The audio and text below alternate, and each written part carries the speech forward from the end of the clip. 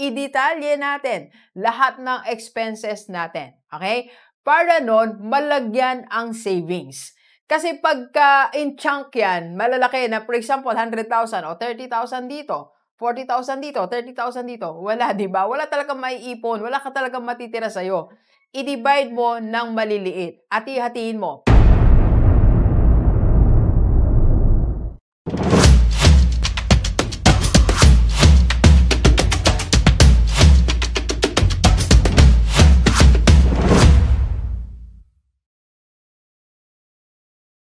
Okay, pag-usapan natin sa mga may malaking income pero walang ipon. Ano bang nangyari? At anong gagawin natin? Let's go, let's go. Yes, maybe makaka-relate po ang marami sa atin. Na-promote na tayo, dumami source of income natin, nag-abroad tayo, kumikita tayo ng 100K, 200K, 300K a month. Pero wala pa rin tayong ipon. Ano nga ba ang nangyayari sa buhay natin? Okay? Nung maliit ang income natin, sabi natin, saka na tayo mag-ipon pag lumaki income natin. Nung lumaki, hindi naman tayo nakapag-ipon. Okay? Ano ba yung mga possible na reason? Maybe, sobrang dami ng binabayaran natin. Kaya yung mga dumarating na pambabayad lang, di ba? Possible. Okay? Or napakadami natin mga liabilities.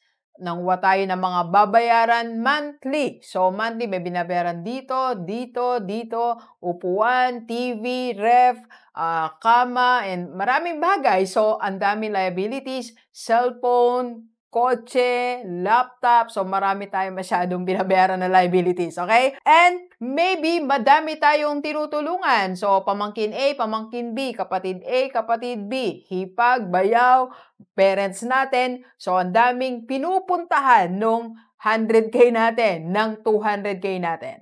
Okay? Or maybe ikaw mismo dahilan. Maybe travel tayo ng travel. Almost monthly or every other month, may tayong pinupuntahan. Ang mahal po ng mag-travel, airfare, hotel, at mga allowance. So, malaki po ang gastos dyan, okay? Or maybe, shop din tayo ng shop. Shopping dito, shopping dito. Expenses din natin ang dahilan. Ikaw mismo, ang dahilan kung bakit kahit malaki ang income mo, wala tayong naiipon. Alright? Now, given this, okay, ayan ang nangyayari sa buhay natin. Ano pang pwede natin gawin? Yes, good news. Meron pa tayong kayang gawin, okay?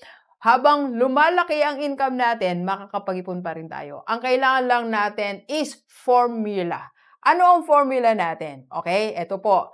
Meron akong ginawa na 3.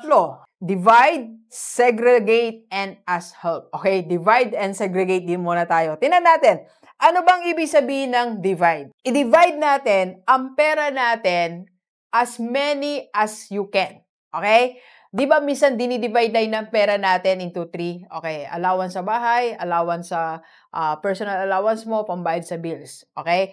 Eto, ngayon, tiyagayin natin. Okay? Divide it further into 8. Okay? At least 8 na hati or 10 hati ang ating income. Para nun, lahat ng mga dapat nating bayaran nakadetalye. I-detalye natin lahat ng expenses natin. Okay? Para nun, malagyan ang savings. Kasi pagka in chunk yan, malalaki na, for example, 100,000 o 30,000 dito, 40,000 dito, 30,000 dito. Wala, di ba? Wala talagang maiipon. Wala ka talagang matitira sa'yo. I-divide mo ng maliliit at ihatiin mo, tiyagayin mo sa isang notebook, okay? Divide your income into 8 or 10.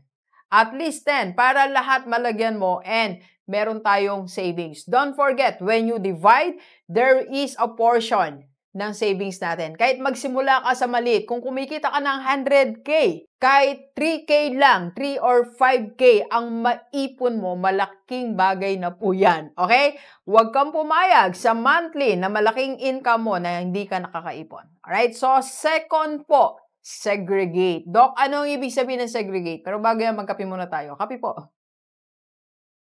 Of course, and we are inviting you. Para sa lahat ng mga gustong magpa-coach, pwede pong business or life coaching, pwede si Doc, face-to-face or online. PM lang sa personal FB ni Doc. Okay, second, segregate. Okay? Anong ibig sabihin ng segregate?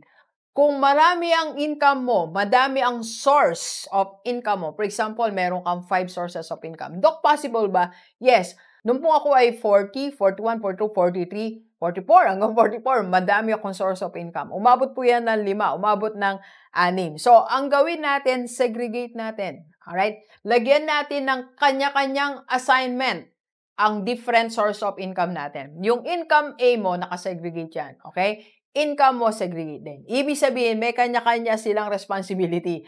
Income A, your main source of income mo, lahat ng yan sa expenses mo sa bahay. Income B mo, lahat ng yan mga liabilities natin. Income C or third income mo, pwedeng dun ka kumuha ng savings. Okay? Dapat ang income mo may responsibility per income. Okay? Next, ito po, ask help. Humingi na tayo ng tulong. Okay? Magpa-advise na tayo.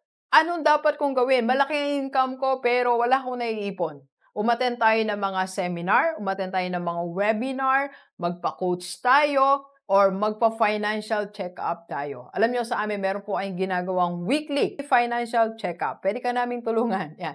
Pwede kang magpa-assist sa amin. Or umattend ka ng mga webinars natin for free. Or kahit sa iba, basta mag-aral ka about finances para natututo tayo na incorporate natin sa paggasto sa malaki nating income para magkaipon ka. Let's go, let's go.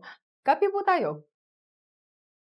Thank you for watching. We are inviting you to attend our free webinar on how to save and invest the right way para magkaroon ka na ng investment sa mutual fund and maka-start ka na ng Kaiser mo. Ang Kaiser 3-in-1 po yan. May healthcare, life protection, and investment. PM na sa personal FB ko. Let's go, let's go!